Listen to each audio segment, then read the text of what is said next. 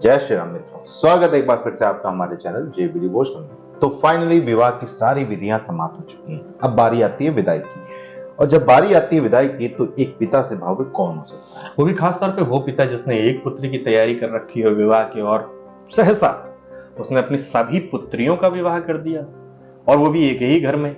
कोई दिशा नहीं बदलेगी किसी की, कोई दशा नहीं बदलेगी किसी की, सबको एक ही मार्ग पे जाना है। मतलब बड़ा ही भावुक माहौल हो गया उनके लिए कि एक साथ चारों पुत्रियों को विदा कर देने के बाद तो मुझे ऐसा लग रहा है कि मेरा जीवन ही बेकार है।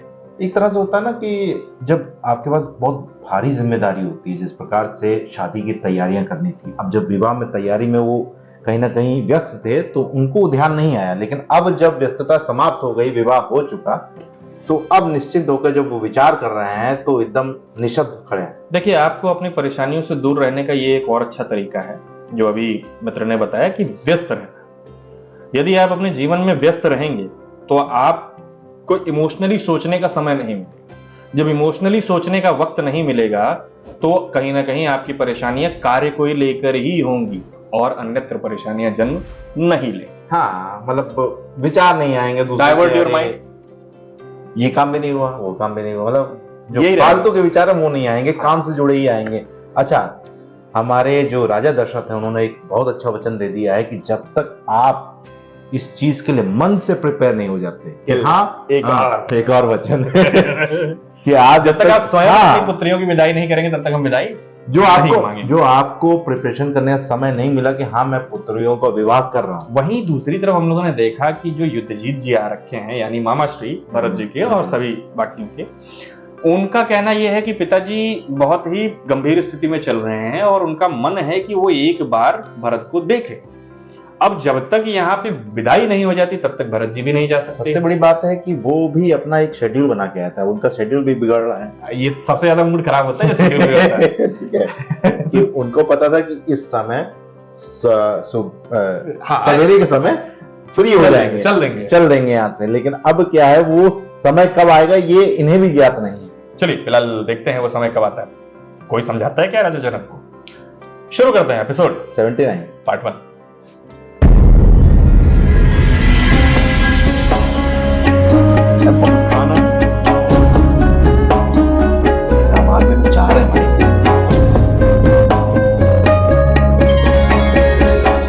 मिथिला की ये परंपरा है कि विवाह के पश्चात पति पत्नी एक दूसरे के हाथों से ही अपना उपवास तोड़ते हैं।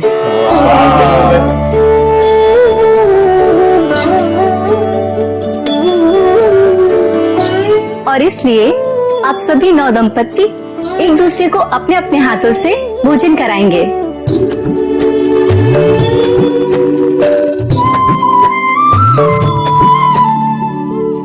इसके बाद तो छुप छुप कर खिलाएंगे एक दूसरे को।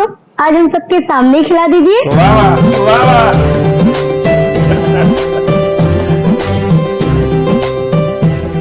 सीता, अपने वर्षश्रेष्ठ रघुकुल नंदन राम को भोजन करा।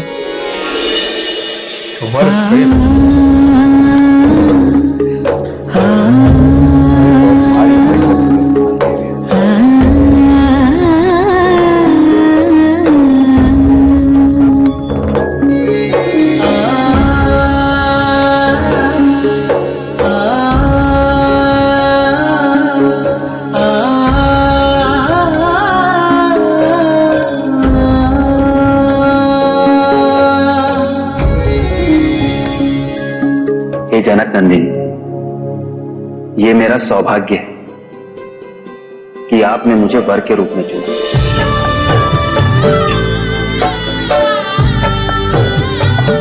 मुझसे विवाह के लिए उपवास रखा,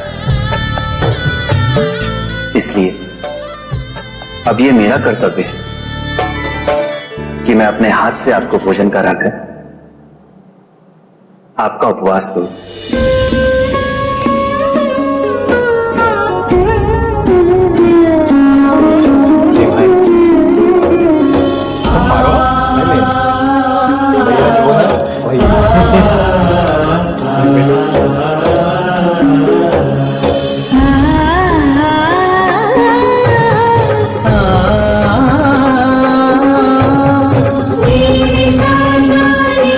सा सा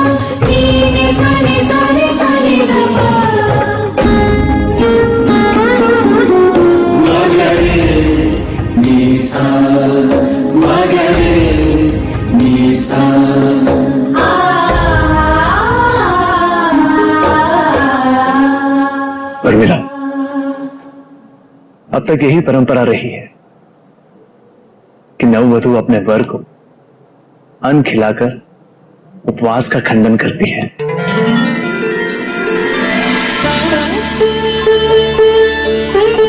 किंतु आज राम भैया ने सीता भाभी को अपने हाथों से अन्न खिलाकर एक नई रीति स्थापित की है।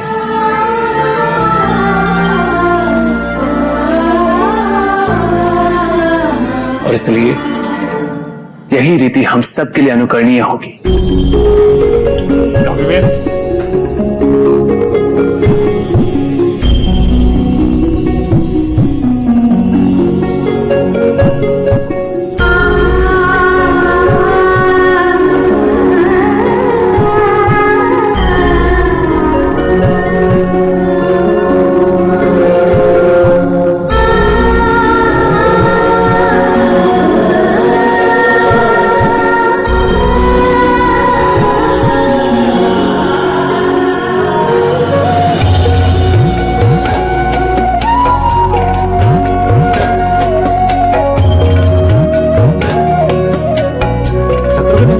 बहुत ज्यादा डायलॉग दिया नहीं देना।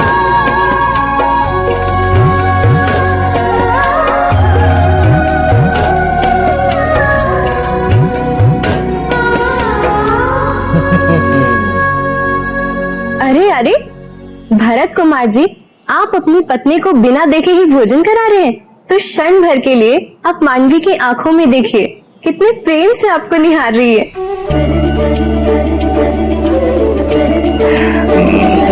आज तो ना हो पाएगा ये हमसे।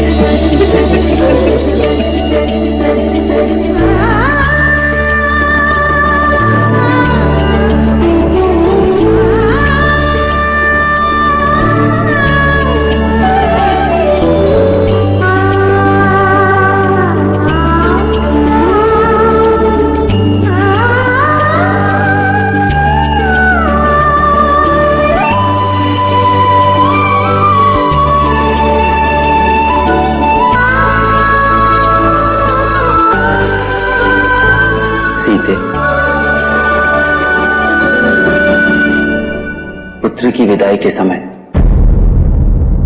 पिता की अवस्था अत्यंत कारुणिक हो जाती है।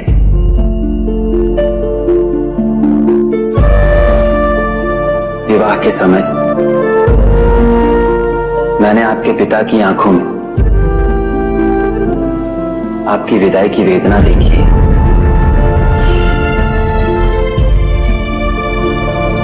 माता तो फिर भी अश्रु बहाकर अपनी वेदना व्यक्त कर लेती है, किंतु पिता के लिए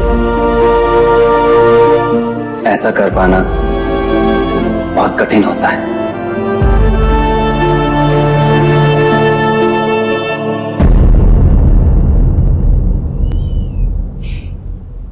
बड़ी बात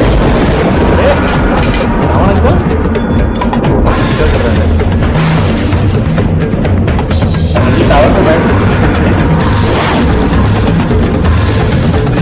टावर पे सोने का।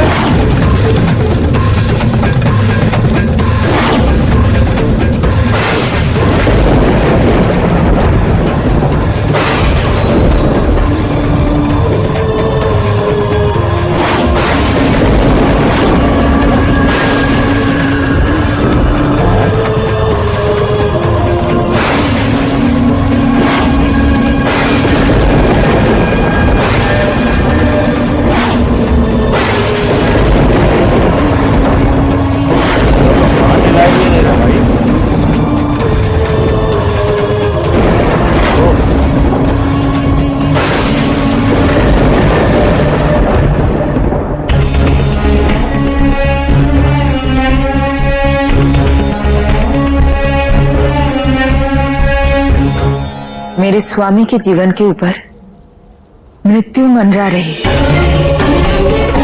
फिर भी वो सब कुछ भूल के ध्यान मग्न होके बैठे।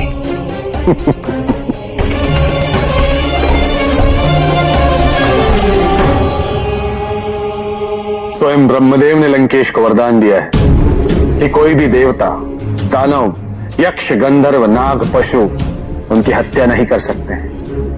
तुम्हारे स्वामी अजेय हैं पुत्री, अमर हैं।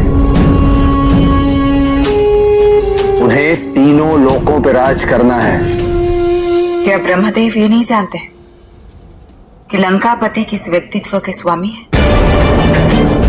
क्या ब्रह्मदेव ये भी नहीं जानते कि टैक्सी नंदन द्वारा इस वरदान का उपयोग या दुरुपयोग किस प्रकार किया जा सकता है? क्या हम भी ये नहीं जानते कि त्रिदेव ने पूर्ण अमरत्व का वरदान अभी तक किसी को भी नहीं दिया? परंतु लंकेश वो हैं जो मृत्यु देवी और यमराज को भी बंदी बनाने का सामर्थ्य रखते हैं। ऐसे शक्तिशाली को किसका भय है? तुम व्यर्थ ही चिंतित हो रही हो मंदोदरी। जिस स्त्री के पति को इतने शाप मिले हो, वो चिंता मुक्त कैसे हो सकती है? और एक स्त्री का पूर्वाभास, उसकी अंतर्दृष्टि सही सिद्ध होते आ रहे हैं।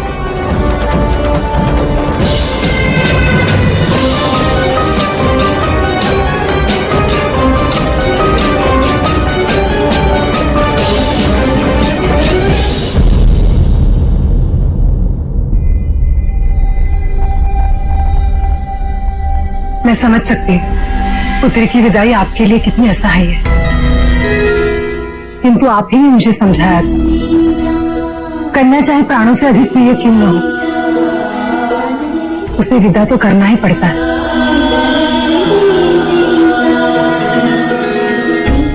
और यही संसार का नियम है, हमारे संस्कार है और आर्यवर्त की रीति है। भैया, चार चार पुत्रियों को विदा करना किसी भी पिता के लिए दुख और वेदना का कारण हो सकता है। रावण फिर से हो गए तपस्या में लीन। क्या है उनकी तपस्या और किस कारण से वो यह तपस्या कर रहे हैं? और क्या बचा है जो मांगना चाहते? और क्या चाहिए भाई?